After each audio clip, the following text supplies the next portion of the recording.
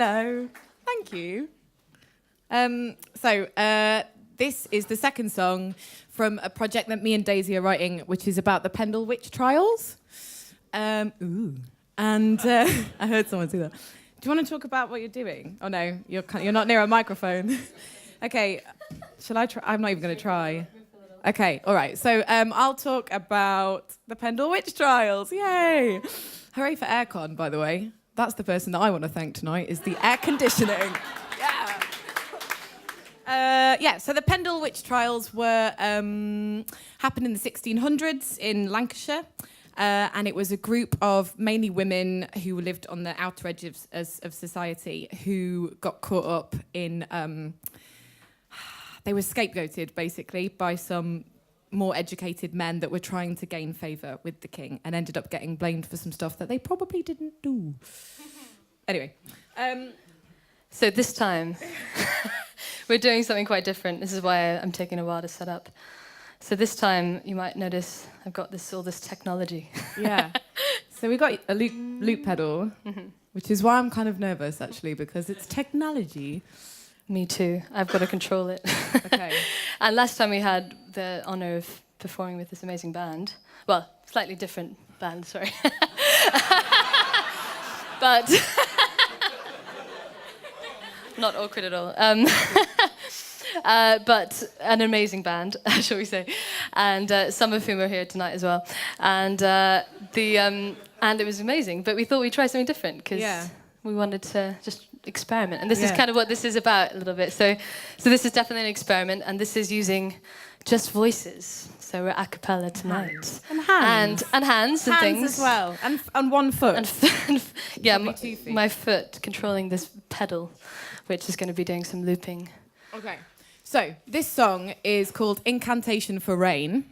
And it is this part of the story where Alison, who's the oldest daughter in the Pendle Witch Trial family, she has been wandering up and down. She's been begging, and she's met this bloke, and she thought he looks rich, and she's begged, and he's gone no, and she's gone like knobhead or whatever, like the 16th century version of that is. And he's heard that, and he's then what's basically had a stroke. He's basically had a stroke, what we would now know today is to be a stroke.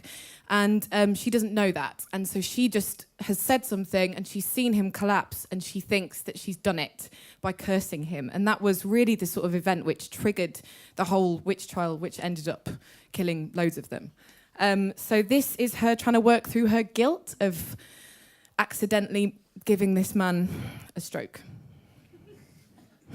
It's really serious, guys. Don't laugh. Okay. Yeah, all right. Yeah. Okay.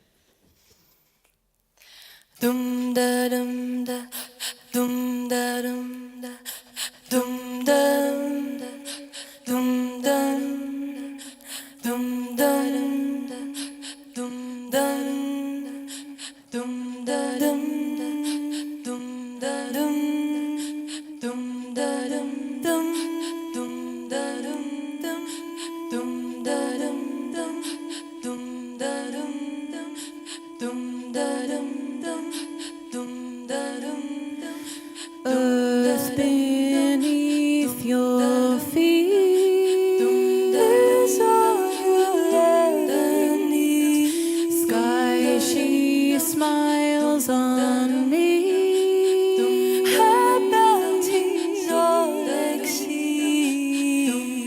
Structure, your torture, your nature's debaucher, but still the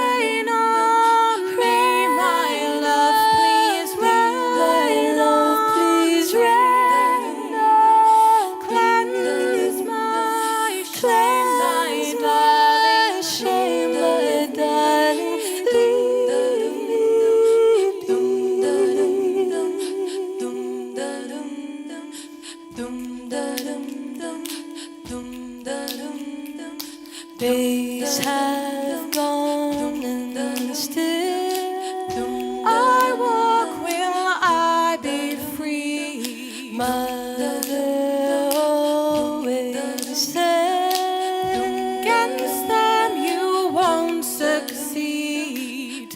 They're hostile, they're fractured, their grief is manufactured.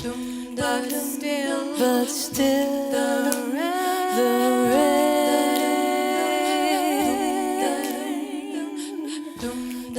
But still, the rain.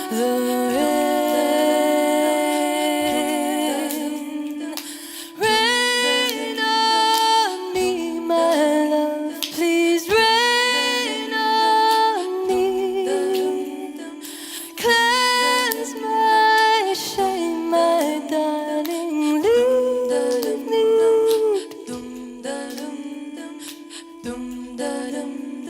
I left in the morning. I was hungry and my sister, she was fawning, she was crying, she was drowning, not properly, metaphorically. She was broken, she was breaking, and my mother and my grandma, they were pacing, they were screaming. I'm the one they say is always dreaming, not doing, always brewing, always chewing, not properly, metaphorically, because we don't have any food to chew.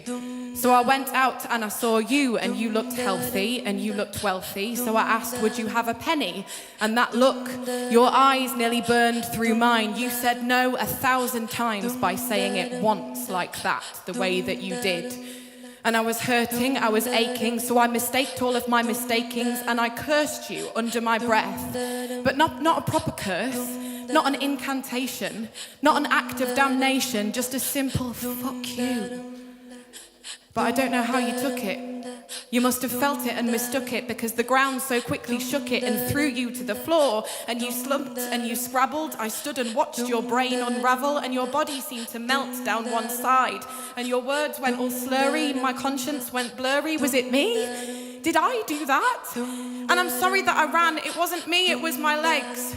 I couldn't stop them, there wasn't time. And I'm sorry that I left you, I'm sorry I bereft you. I couldn't choose, it just happened. It just happened. It just happened.